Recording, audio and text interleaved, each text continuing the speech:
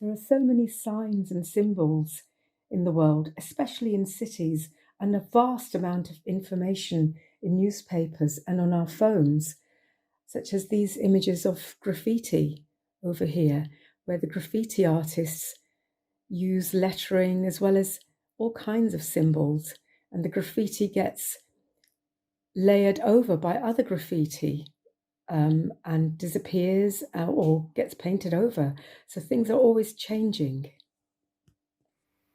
Even a commonly used symbol, like a smiley face, can look so different when drawn by hand as opposed to seeing it mechanically reproduced, such as on stickers. No matter how quickly we draw, it still seems to have a character of its own. I think we're hardwired as human beings to see faces with the most minimal of information and project ourselves into what you're looking at almost. So now I'm just looking at the emojis on my phone here, and I'm going to see how materials such as pastels, or it could be paint or charcoal, and the kind of different kind of textures that you can make, and how the energies and qualities of the marks that you're making with the human hand, how they can affect the kind of symbols that you might end up with, or they might not even end up as symbols. They might just become other things completely. So I was looking at a pink flower here, so getting the idea from the emoji.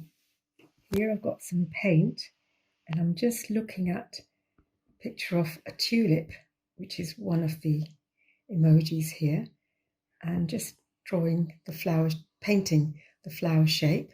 And you can really play around with paint and enjoy what the brush is doing. You can even just draw a shape with hardly any paint in it, just painting with the clear water by itself.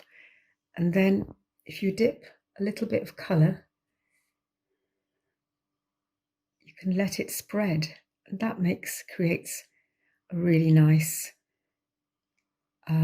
texture, sort of very soft texture.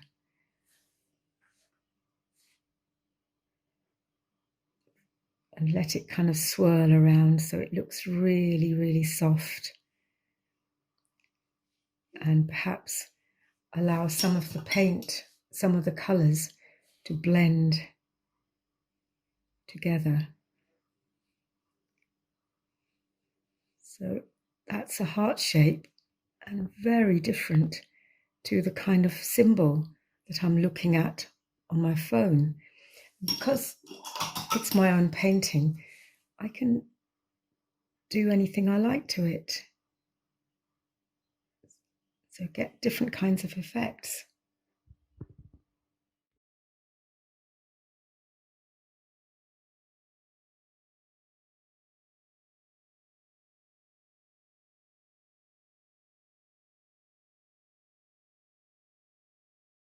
There are so many different kinds of emojis that I can see, even eyes on their own, which don't look anything like the emojis once you start painting, but they're a good starting point to just let something become something else.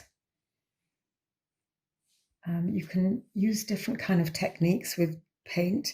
You can drip paint, or you can splash paint like I'm doing here to get kind of other kinds of effects.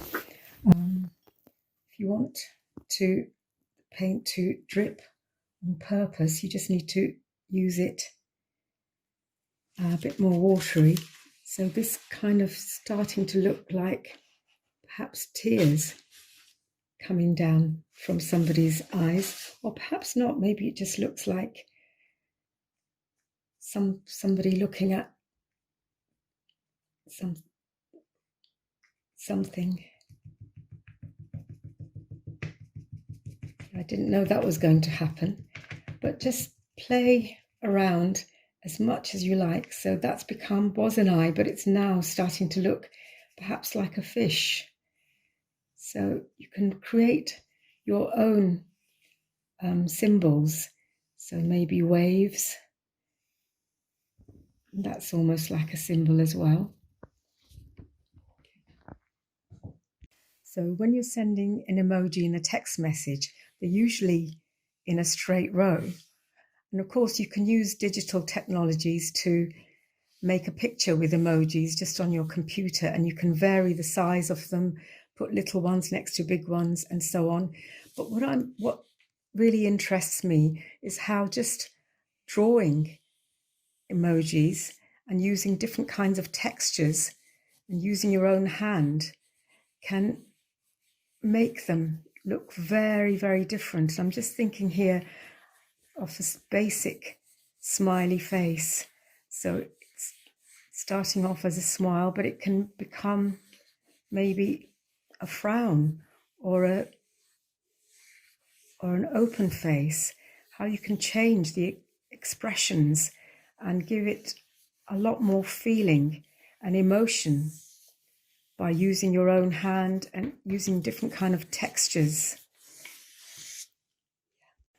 You can turn some of your emojis into paintings for greeting cards, such as this one here, where inside I've used a word painted in a certain kind of handwriting, and this one here, where the paint is quite different from the kind of mechanically reproduced emoji of a heart shape. And here written the word love again, but in little dots and going off the edge here. And this one here, I got the idea from an emoji that I saw and try to write happy birthday, although the happy's kind of run out of space there a little bit. And of course, it's almost like looking at a style of graffiti here. And another one over here, where I started off looking at an emoji of a flower, but then, got carried away, and that's great. That's fine to do that. And you can even draw shapes, ideas that you get from emojis on boxes, which could be used as gifts to give to somebody. Looking at the emojis, my eye just went to a book next to me of Picasso's showing the Weeping Woman. And I did a quick drawing, some very quick drawings from that to use to create a card. So it's fine to suddenly get inspiration from something else entirely, even in the middle of doing one kind of work. I'll just put these cards back and very much hope you enjoy working from the emojis or from anything else, in fact.